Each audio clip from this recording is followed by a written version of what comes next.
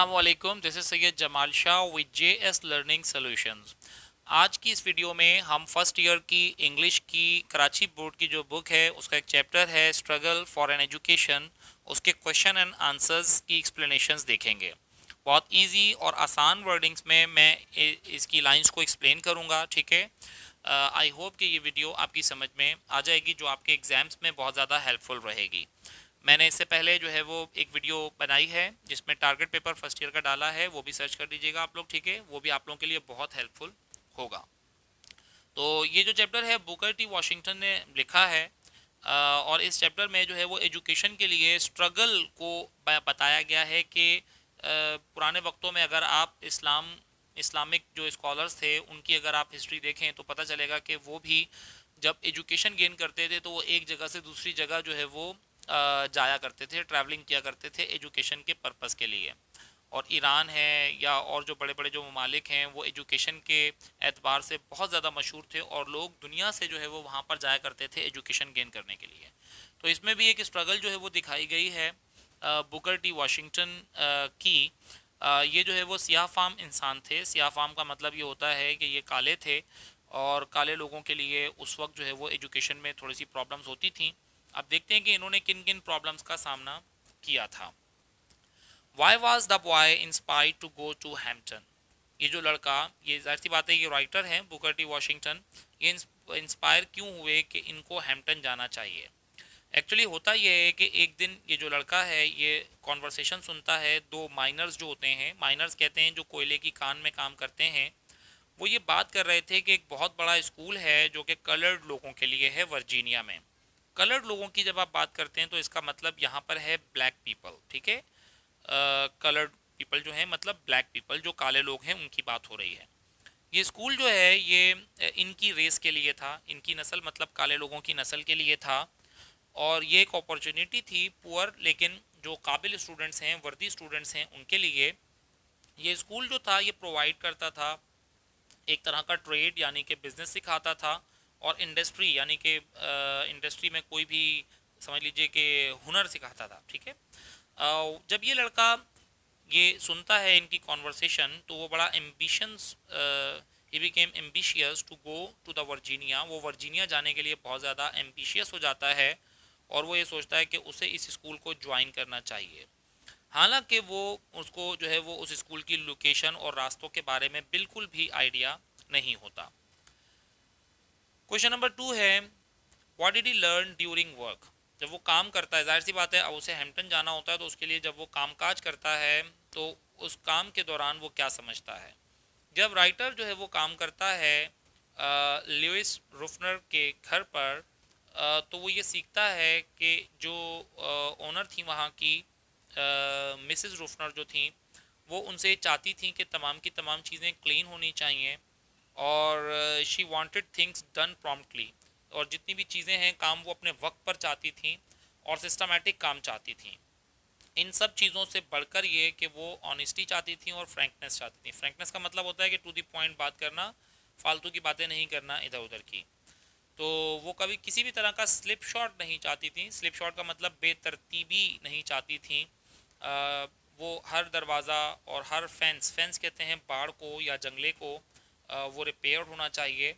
और ये लेसन जो था ये बड़ा ही वैल्यूएबल था किसी भी दूसरी एजुकेशन की बनिस्बत इन राइटर के लिए, क्योंकि इन्होंने यहाँ से सीखा कि काम जो है वो किस तरह से जो है वो परफेक्ट होना चाहिए।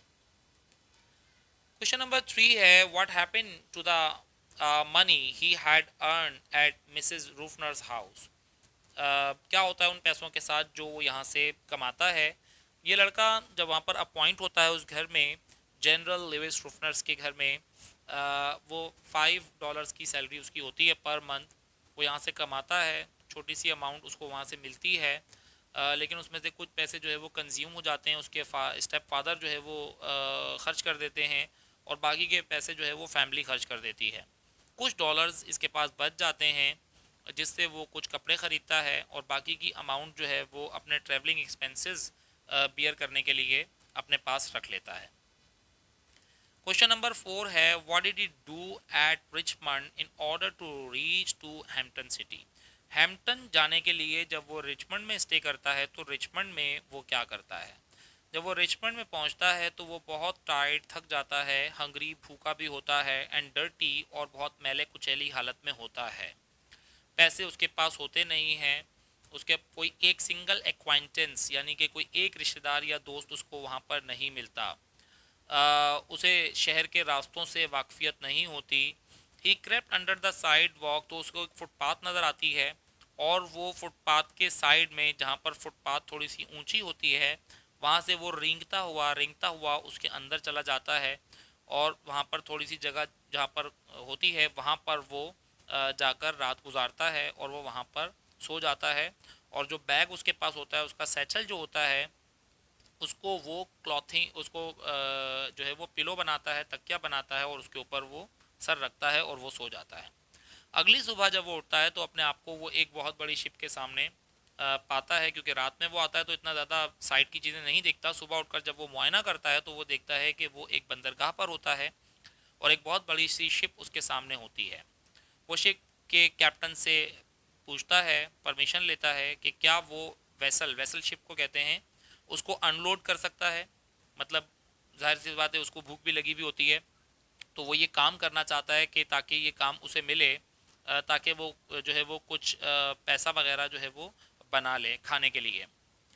तो many years later working similarly, और फिर ये कई सालों तक यहाँ पर ऐसे ही काम करता है और पैसे कमाता रहता है, और कई रातें वहाँ पर जो है वो गुजारता है इसी जगह पर, और वो बहुत सारे पैसे जमा करता है ताकि वो हैम्पटन चला जाए। और जब वो हैम्पटन के लिए निकलता है तो उसके पास 50 सेंट्स जो है वो इजाफी होते हैं। जब वो हैम्पटन पहुँचता है तो जमा की हुई रकम में से 50 सेंट्स उसके पास जो है वो इजाफी बच भी जाते हैं। इतना पैसा वो वहाँ पर रिचमंड में कमा लेता है। क्वेश्चन नंबर 5 है, why did the boy thank the captain of the ship, उसका शुक्रिया क्यों अदा करता है। एक्चुअली जब वो लड़का रिचमंड पहुंचता है तो उसके पास पैसे नहीं होते, और ना ही कोई एक्वाइंटेंसेस यानी कि कोई रिश्तेदार या दोस्त होता है। वो हंगरी, भूखा भी होता है, डर्टी, मैला कुचैला भी होता है, और वो फिज़िकली एग्जॉस्ट भी हो चुका होता है। इस डिफ़िकल्ट वक्त में जो शिप का कैप्टन है वो उसकी मदद करता है, और वो उसको शिप को अनलोड करने का काम देता है। ये एक बहुत बड़ी मदद थी उसके लिए। और कई सालों के बाद वहाँ पर काम करने के बाद ये लड़का जो है वो इस लायक होता है कि वो हैम्पटन चला जाता है, और इसके पास 50 सेंट्स सरप्लस जो है वो मौजूद होते हैं। When he was living Richmond, जब वो रिचमंड से निकल रहा होता है हैम्पटन के लिए, तो वो शुक्रिया अदा करता है उस वेसल के कैप्टन का, उस शिप के कैप्टन का, जो उसकी वो मदद करता है, उस मदद के लिए। क्वेश्चन नंबर 6 है, why did the writer not make a favourable impression on the head teacher. अब जब वो हैम्पटन पहुंच जाता है तो वहाँ पर जो हेड टीचर होती हैं उसकी, उन पर वो अच्छा इम्प्रेशन क्यों नहीं डालता। राइटर जो है वो फेवरेबल इम्प्रेशन नहीं डालता हेड टीचर पर। उसकी वजह ये होती है कि जब वो वहाँ पर पहुँचता है हैम्पटन में, तो वो उसका लुक अच्छा नहीं होता, वो अच्छी तरह से प्रेजेंट नहीं कर सकता, ठीक है, वहाँ की टीचर को, क्योंकि फ़िज़िकल अपीयरेंस उसकी अच्छी नहीं होती, जिससे जो है वो अच्छा इंप्रेशन उसके ऊपर नहीं पड़ता, क्योंकि वो असाइनमेंट के लिए वहाँ पर जो है वो प्रेजेंट होता है, तो फिज़िकली वो अच्छा नहीं लगता, रिफ्लेक्ट और इससे जो है वो फेवरेबल इम्प्रेशन नहीं पड़ता। He reach there after a long journey, क्योंकि वो एक लंबे सफ़र के बाद वहाँ पर पहुँचता है। वो स्टारविंग होता है, स्टारविंग का मतलब भूखा भी होता है उस वक्त, और उसने नहाया हुआ भी नहीं होता, और उसने अपने कपड़े भी तब्दील नहीं किए हुए होते, और उसकी फ़िज़िकल अपीयरेंस जो है वो बिल्कुल उसकी पर्सनालिटी के अगेंस्ट होती है। तो इसी वजह से वो एक फेवरेबल इम्प्रेशन जो है वो नहीं डाल पाता हेड टीचर पर। क्वेश्चन नंबर 7 है, what did he have to go through in order to get admission at the Hampton institute. Hampton institute में एडमिशन हासिल करने के लिए वो किन किन मराहिल से गुजरता है। क्योंकि उसे हैम्पटन इंस्टीट्यूट में एडमिशन चाहिए होता है, वहाँ पर उसे काम करना पड़ता है जनरल रूफनर के घर पर। ये हम प्रीवियस क्वेश्चंस में कर चुके हैं इसको, ठीक है। $5 सैलरी पर मंथ पर वो काम करता है वहाँ पर। जब वहाँ से वो छोड़ता है तो फिर वो जो है वो रिचमंड पहुँचता है, और रिचमंड में पहुँचने के बाद, मतलब रिचमंड पहुँचने के लिए भी वो बहुत ज़्यादा तकालीफ उठाता है, क्योंकि वो बहुत सारी राइड्स लेता है, लिफ्ट लेता है, वैगन में, राइड्स में, और पैदल चलकर ठीक है, कार में जो है वो लिफ्ट वगैरह लेकर वहाँ रिचमंड पहुँचता है। जब वो रिचमंड में आता है तो वहाँ पर वो पेवमेंट के अंडर, फुटपाथ के किनारे पर वहाँ पर वो रात गुजारता है। वहाँ पर उसका कोई एक्वाइंटेंसेस नहीं होता, तो वहाँ पर शेल्टर उसे मिलता है। इसके बाद जो है वो वहाँ पर वो शिप को अनलोड करने का काम करता है। ठीक है, कैप्टन उसकी मदद करता है बहुत ज़्यादा। और कई साल वो वहाँ पर गुजारता है और वो बहुत सारे पैसे जमा करता है। और आखिरकार वो हैम्पटन पहुँचता है, और उस वक्त जब पहुँचता है तो उसके पास 50 सेंट्स जो है वो सरप्लस होते हैं, इजाफी उसके पास मौजूद होते हैं। क्वेश्चन नंबर 8 है, write down the central theme of the above red text in your own sentences. Okay, ये चैप्टर, ये टेक्स्ट जो है ये एक नैरेटिव है। बुकर टी वॉशिंगटन ने ये लिखा है अपनी एजुकेशन के बारे में, जो उन्होंने स्ट्रगल की उसके बारे में है। ये लेसन हमें सिखाता है the power of share determination, बहुत ज़्यादा डिटर्मिनेशन और उसके पुरज़म होने का, और उसकी करेज का लेसन दिखाता है, बताता है हमें। अगर हम डिटर्मिन्ड हैं इनफ, बहुत ज़्यादा डिटर्मिन्ड हैं, तो हम अपने गोल को अचीव कर सकते हैं, चाहे जितनी भी ऑब्स्टिकल्स या रुकावटें या हिंड्रेंसेस हमारे रास्ते में आएँ। हार्डशिप और स्ट्रगल जो हैं ये ज़िंदगी का पार्ट हैं। बजाय इसके कि हम अपनी उम्मीद खो दें इन डिफ़िकल्ट टाइम्स में, हमें परसेवरेंट होना चाहिए। परसेवरेंट का मतलब होता है मुस्तकिल मिजाज होना चाहिए, एंड स्टीड फास्ट और साबित कदम होना चाहिए। और and we should keep going, हमें आगे बढ़ते रहना चाहिए ताकि हम अचीव कर सकें अपने टारगेट्स को करेजियसली, बहुत हिम्मत के साथ। ये जनाब इसके क्वेश्चंस थे। क्वेश्चन नंबर 1 to 8 तक हम लोगों ने इसकी एक्सप्लेनेशन देख ली। ये चैप्टर भी इम्पॉर्टेंट है, आप लोगों के एग्जामिनेशन पॉइंट ऑफ व्यू से इम्पॉर्टेंट हो सकता है, इसमें से एक क्वेश्चन बन सकता है।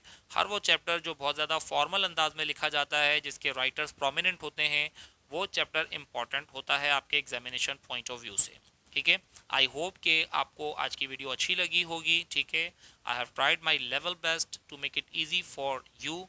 आप मेरे चैनल को सब्सक्राइब कीजिएगा और इसका लिंक शेयर कीजिएगा, जितना आगे आप लिंक शेयर कर सकते हैं। ठीक है, क्योंकि आप लोगों की वीडियोस के लिए बहुत मेहनत करनी पड़ती है, पावर पॉइंट स्लाइड्स वगैरह बनानी पड़ती हैं, तो जितना आप इसको आगे शेयर करेंगे उतना मेरे लिए इनकरेजिंग होगा और मैं आप लोगों के लिए और बेहतर काम कर सकूँगा। Take a good care of your self. अल्लाह हाफिज़।